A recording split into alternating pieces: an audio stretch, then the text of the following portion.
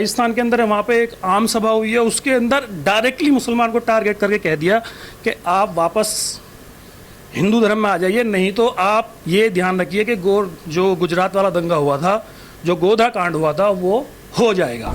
ये pre planning है सारा। उन्होंने एक अपना प्लान बनाया हुआ है कि अब इस स्टेप पे ये करना, क्योंकि और इनको सरकार का फुली सपोर्ट है, सरकार ये सारे काम करा रही है। तो मस्जिदी कमेटी के मेंबर उन्होंने कहा है कि ये कभी शिवलिंग था ही नहीं, ये फुहारा है, और अगर इसको चालू करा जाए तो इसके अंदर से पानी ही निकलेगा। आपने मस्जिद के ऊपर स्टे करने के लिए और उससे पहले मस्जिद का सर्वे करने के लिए आपने टीम तैयार कर दी और मस्जिद की कमेटी को नोटिस तक नहीं दिया। एक ही पक्ष को सुन के आपने अपॉइंट कर दिया, आपने दूसरे पक्ष को भी सुनना चाहिए ना। और वहाँ जो शिवलिंग की बात हो रही है, शिवलिंग मिला है, तो अभी तो ये प्रूव ही नहीं हुआ कि वो शिवलिंग है। मुस्लिम पक्ष कह रहा है कि फव्वारा है, और है भी फव्वारा वो। तो आप पहले जांच तो कराएं, आपने उसको सील करने के ऑर्डर दे दिए।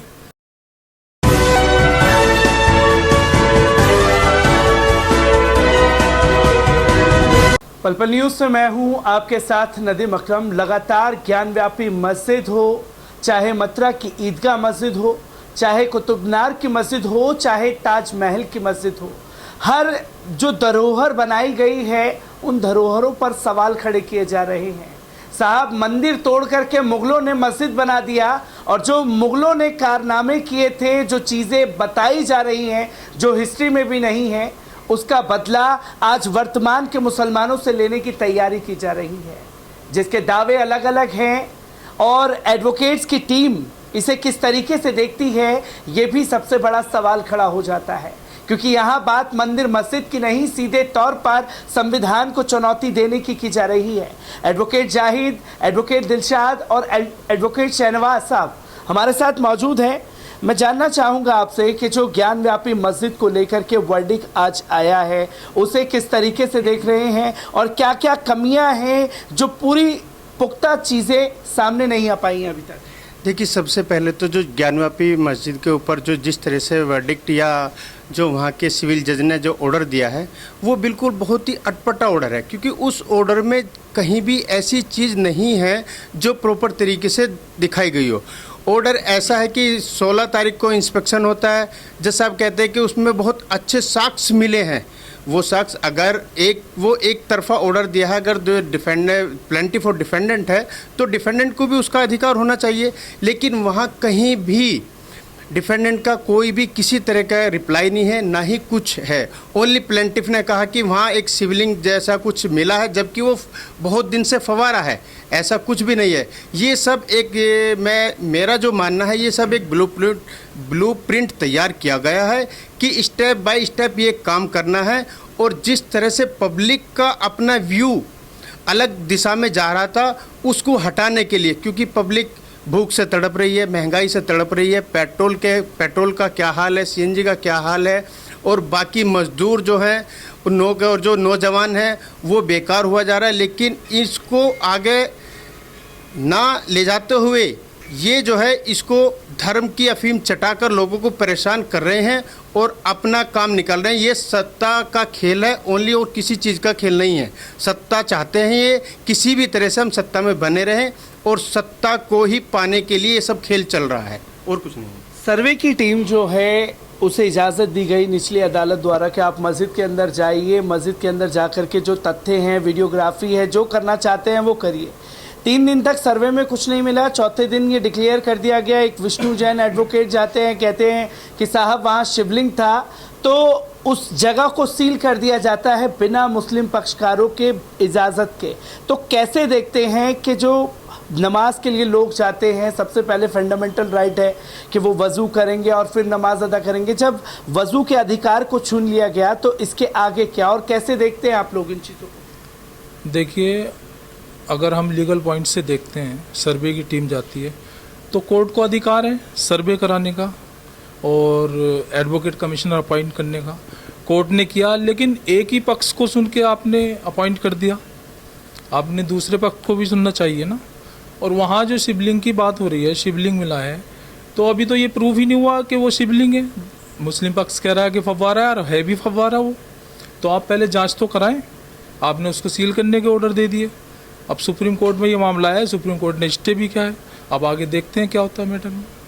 1991 एक्ट के तहत ये बता दिया गया था संविधान में कि जो पुराने धार्मिक स्थल हैं उससे छेड़छाड़ नहीं की जाएगी, पर ज्ञानव्यापी मस्जिद का मसला उठा दिया और ये कहा जा रहा है कि साहब इसमें 1990 एक्ट तो लगता ही नहीं है क्योंकि ये मंदिर था।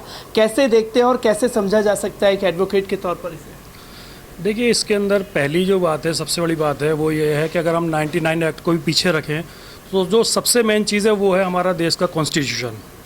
और हमारे देश के कॉन्स्टिट्यूशन के अंदर ये बात बिल्कुल साफ़ है कि every person who is living in this country he has full freedom of religion. That means कि आप अगर किसी भी धर्म से हैं, इससे कोई मतलब नहीं है, लेकिन ये है कि आप जिस भी धर्म को फॉलो करते हैं आपको बिना किसी रोक टोक के, बिना किसी बाधा के आप उसको फॉलो करिए। तो एक्ट 91 जो है उसको हम कॉन्स्टिट्यूशन के ऊपर ज़्यादा इंपॉर्टेंस देंगे तो इसका मतलब ये है कि कहीं ना कहीं हम लोग कॉन्स्टिट्यूशन को पीछे धकेल रहे हैं। दूसरी बात यह है कि अगर हम ज्ञानव्यापी मस्जिद की बात करें तो जो, क्योंकि एक अलग चीज़ होती है जिसको बोलते हैं स्टेट पावर। जो 1991 एक्ट है वो सेंट्रल गवर्नमेंट द्वारा इम्पोज किया गया है, लेकिन उसके बावजूद जो स्टेट गवर्नमेंट होती है वो अपना एक अलग पावर होती है, वो उसको फॉलो कर सकती है। लेकिन कहीं भी आप चाहे एज़ पर द कॉन्स्टिट्यूशन चले जाइए, as per the state law चले जाइए या एज़ पर 1991 एक्ट जाइए, कोई भी लॉ, कोई भी पावर ऐसी नहीं है जो किसी भी गवर्नमेंट को इतनी पावर दे दे कि आप कॉन्स्टिट्यूशन या जो आपको सेंट्रल का एक्ट है उसको आप नीचे दबाते हुए आप अपनी मर्जी से आगे बढ़ा दें, जैसा कि ज्ञानव्यापी मस्जिद में साफ साफ हुआ है। जैसा कि आपने भी कहा और पहले भी कहा कि सबसे बड़ा जो ड्रॉबैक है इस केस के अंदर, और जो सबसे बड़ी मैं कहता हूँ कि बहुत ही ज़्यादा गंदी बात हुई है जुडिशल हिस्ट्री के अंदर, कि आपने मस्जिद के ऊपर स्टे करने के लिए और उससे पहले मस्जिद का सर्वे करने के लिए आपने टीम तैयार कर दी और मस्जिद की कमेटी को नोटिस तक नहीं दिया। अगर आपके पास में कोर्ट के अंदर कोई पिटीशन फाइल हुई तो फाइल होने के बाद में ये जज की जिम्मेदारी है कि वो पहले दूसरी पार्टी को नोटिस करे, उसको बुलाए, उसको सुने, उसके बाद कोई ऑर्डर करे। लेकिन यहाँ पर दूसरी पार्टी का जो है वहाँ से कोई नामो निशानी नहीं है। जिस वकील साहब को इन्होंने एक सर्वे कर बनाकर वहाँ भेजा था, वहाँ से आने के बाद में उनको भी हटा दिया। और अब उसके बाद में जब बात चल रही है इसकी, तो अब वो कह रहे हैं कि जी ये मस्जिद, ये जो है ये फुआरा नहीं है, ये शिवलिंग है। मैं आज ही सुबह पढ़ रहा था तो उसके अंदर जो मस्जिदी कमेटी के मेंबर उन्होंने कहा है कि ये कभी शिवलिंग था ही नहीं, ये फुआरा है और अगर इसको चालू करा जाए तो इसके अंदर से पानी ही निकलेगा। ये आज की खबर है जो मैंने पढ़ी है। तो वो लोग जब अपनी बात को बाहर बोल रहे हैं तो कोर्ट ने उनको सुनने के लिए क्यों नहीं कहा? सबसे बड़ी चीज़ ये। दूसरी बात ये कि जब हमारा कॉन्स्टिट्यूशन हमसे कह रहा है कि भाई you are free to worship whatever you are और you are totally free to follow your religion, तो ये जो स्टेट गवर्नमेंट है या ये जो नए नए लोग आके नई नई पिटीशन फाइल कर रहे हैं, अभी उसकी बात चली थी ज्ञानव्यापी की, अब मथुरा की ईदगाह की बात आ चुकी है। कल मैं पढ़ रहा था कि वो है उन्होंने दिल्ली की जामा मस्जिद के लिए बात कर दी है। तो इससे अभी 3-4 दिन पहले मैं देख रहा था कि वहाँ पर राजस्थान के अंदर है, वहाँ पे एक आम सभा हुई है, उसके अंदर डायरेक्टली मुसलमान को टारगेट करके कह दिया कि आप वापस हिंदू धर्म में आ जाइए, नहीं तो आप ये ध्यान रखिए कि जो गुजरात वाला दंगा हुआ था, जो गोधा कांड हुआ था, वो हो जाएगा। तो खुली थ्रेट मिल रही है और गवर्नमेंट कुछ नहीं कर रही है। लॉ एंड ऑर्डर तो कहाँ से दिखेगा फिर? तो ये सारी चीज़ों को देखते हुए हमें यही है कि और कुछ नहीं, ये लोग एक प्लानिंग के तहत काम कर रहे हैं। इनका टारगेट पूरी तरीके से मुस्लिम कम्युनिटी है, उनके रिलीजियस पॉइंट्स को डेमोलिश करना है, मस्जिदों को ऑक्यूपाई करना है, इसी चीज़ का काम कर रहे हैं। क्योंकि लगातार हम लोगों ने बाबरी मस्जिद पर भी कई बातें की, क्योंकि बाबरी मस्जिद के केस में जो अयोध्या की पैरवी कर रहे थे वही वकील जो हैं ज्ञानव्यापी मस्जिद के मसले में भी पिटीशन डाल रहे हैं, वही वकील जो है कुतुब मीनार मस्जिद को लेकर के भी पिटीशन रख रहे हैं। तो कैसे देख रहे हैं, एक लॉबी बनी हुई है मुसलमानों के खिलाफ काम करने की? ये देखिए, ये प्री प्लानिंग है सारा। उन्होंने एक अपना प्लान बनाया हुआ है कि अब इस स्टेप पे ये करना, क्योंकि और इनको सरकार का फुली सपोर्ट है।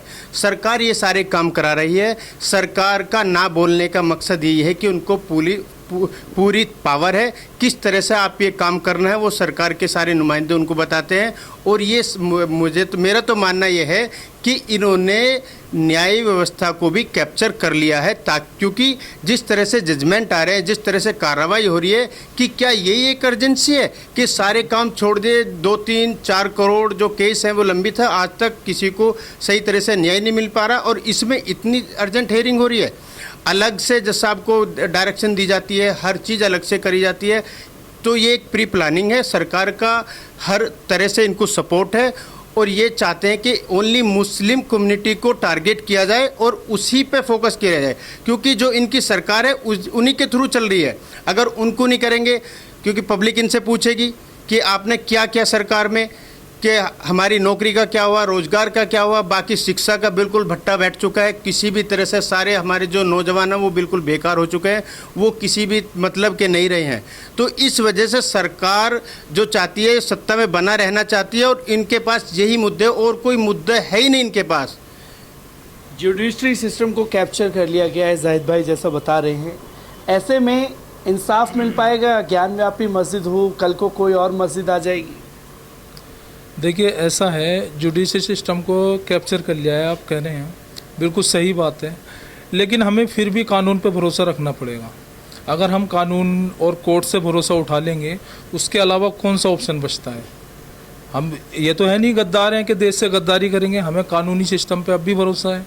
और जो गवर्नमेंट कर रही है तो सबको पता है क्यों कर रहे हैं।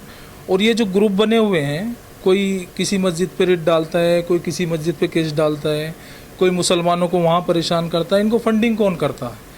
कहाँ से फंड आता है इनके पास? गवर्नमेंट फंड दे रही है, या हो सकता है चाइना फंड दे रहा हो कि आपको ये करना है। तो ये सारा गवर्नमेंट का किया हुआ है। एक आखिरी सवाल आप तीनों से है, क्योंकि लगातार ये देखा जा रहा है 1991 एक्ट की बात आ गई, तो ये संविधान को चुनौती है या देश के मुसलमानों को चुनौती देने का काम किया जा रहा है? कभी किसी मस्जिद को, कभी किसी मस्जिद को, और खुलेआम ऐलान किया जाता है धर्म संसद के ज़रिए कि मुसलमानों का नरसंहार कर देना चाहिए, किसी भी वक्त जंग होने वाली है। नहीं, ये बिल्कुल सही बात है, लेकिन सबसे बड़ी बात जो है वो इनका जो पर्पज़ है वो ये नहीं है कि जी हमारे को मस्जिदें लेनी है या हमारे को मुसलमानों को टारगेट करना है। ये सब जानते हैं कि भाई मुसलमान टारगेट हो रहा है, ठीक है, दलितों को टारगेट कर रहे हैं।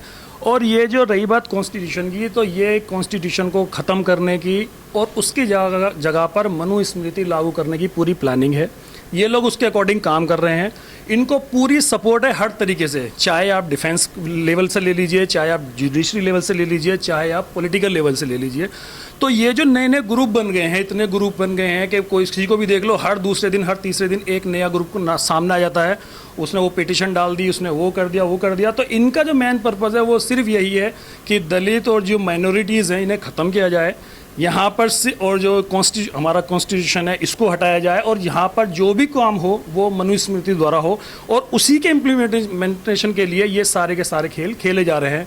और जैसा कि अभी कहा कि इसकी आड़ में लोग, जो हमारे देश के लोग हैं, वो लोग नहीं समझ पा रहे हैं कि ये लोग एक धर्म की राजनीति करके यहाँ पर एक ऐसा सिस्टम लागू कर देंगे जिसके अंदर कल को ये लोग भी पिसेंगे। जो लोग आज इन चीज़ों को सपोर्ट कर रहे हैं, रोड पर आ रहे हैं, पिटीशन फाइल कर रहे हैं, इन्हें ये लग रहा है कि हम जो हैं वो कम्युनिटी माइनॉरिटी में से नहीं है तो हम सेफ़ हैं। तो ऐसा बिल्कुल भी नहीं है। आप देख सकते हैं दलित, कल भी 3 आदिवासी थे, वो छत पर सो रहे थे, उनको तीनों को मार दिया गया। तो इन लोगों को एक दिमाग में, मेरी समझ ये नहीं आता कि ये एक से एक पढ़े लिखे हैं, एजुकेटेड हैं, वैसे हैं, तो इन लोगों को ये चीज़ें समझ में क्यों नहीं आ रही है कि ये खेल जो है वो सिर्फ एक खास कम्युनिटी के लिए खिलाफ, या सिर्फ वैसे नहीं है, दलितों के खिलाफ नहीं है, बल्कि एक जो प्लान है ना, ये पूरे लोगों के खिलाफ है।